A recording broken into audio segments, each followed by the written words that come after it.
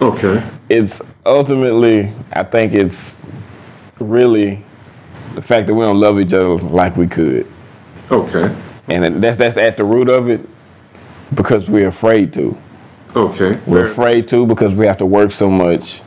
It's harder and more expensive to be able to feed oneself and one's family than it's been before. And so it's new to this society, this level of stress and everything else, and that kind of pulls us in and makes us more selfish and a little bit more short-sighted. Okay. But the solutions of the problems are not in the immediate future and right in our circle all the time. The solutions of the problems that will affect us may have to have us raise our eyes up off of our feet instead of just looking at where our next foot is going to fall, looking at where the next person's next to your feet are going to fall, and reaching back and saying, there's a bump in this road. I passed this bump in the road. Little kid in 3rd grade who's doing bad in math, you're going to come up on this bump and this is how you get over it. Okay. That type of thing. Because the kid, he can be walking around watching his feet step by step by step, and he hits the bump and he never recovers from it. He winds up in prison or homeless. Right. Or worse. And so that's the kind of thing that's the ultimate solution. But well, I guess steps what people can do. Bam. That's what people can do. You can donate of your talent, your time, and your treasures to organizations that are doing things to help the problems. And my biggest issue is educating oneself. Okay. Get out there and find out what's going on. If you have a thing for people who are suffering from depression, support an organization that deals with that. There's an organization out there trying to fight every problem in our society. If human trafficking is one of your big pet peeves, which I think it should be because it is slavery as it's always been. Right. And I think a lot more people should be paying attention to this. Get out there and find some organizations that are dealing with it. Water crisis, pollution. If you don't like campaign finance and you want reform for campaign finance, find an organization that deals with that and be active in it.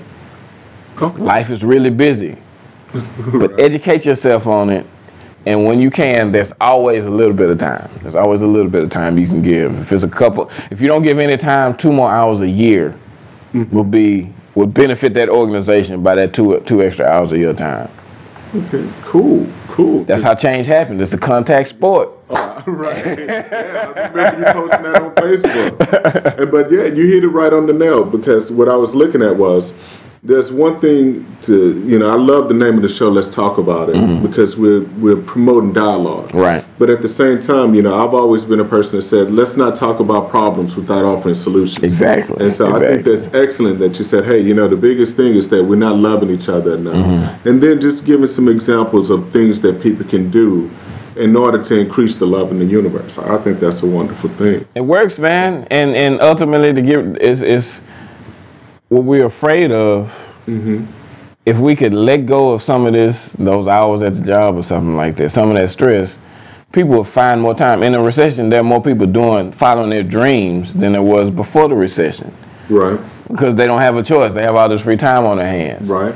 That is what makes our collective experience better. Each of us being who we are and contributing that to the collective experience. It makes it a much richer experience, and solutions come out of non-traditional places, solutions to these problems. So I think it's a lot we can do.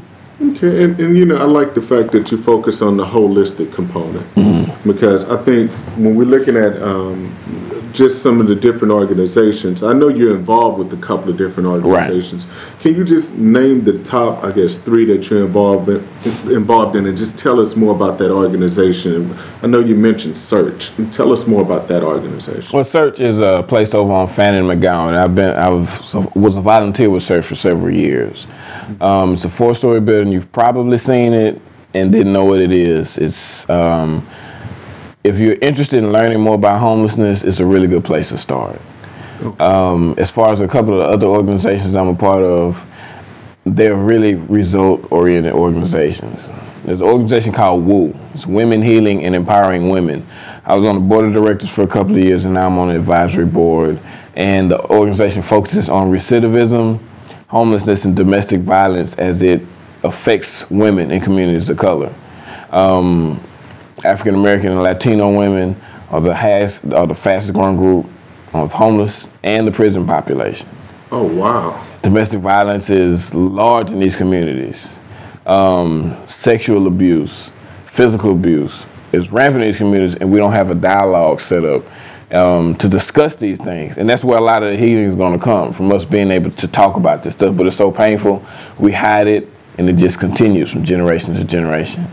I'm a member of INSERT, Inner City Emergency Response Team, which is an organization that is designed to help communities, different communities, prepare themselves for disasters. Because after Hurricane Ike, the whole city was shut down, and it may have been a point in time between the wind stopping and before the fire department can get there. Right. And so what INSERT is about doing is training the people in the community how to respond themselves until the fire department gets there, or until FEMA comes, or until the police department shows up. Right. So someone will know what to do. Instead of everyone being there just suffering and being victims, we'll be more proactive. And the biggest initiative that I'm working on right now is Houston Hunger and Homeless Awareness Week. Okay. It's a week worth of events that is pretty much patterned after National Hunger and Homeless Awareness Week by the National Coalition for the Homeless. And it happens from November 14th through November 20th.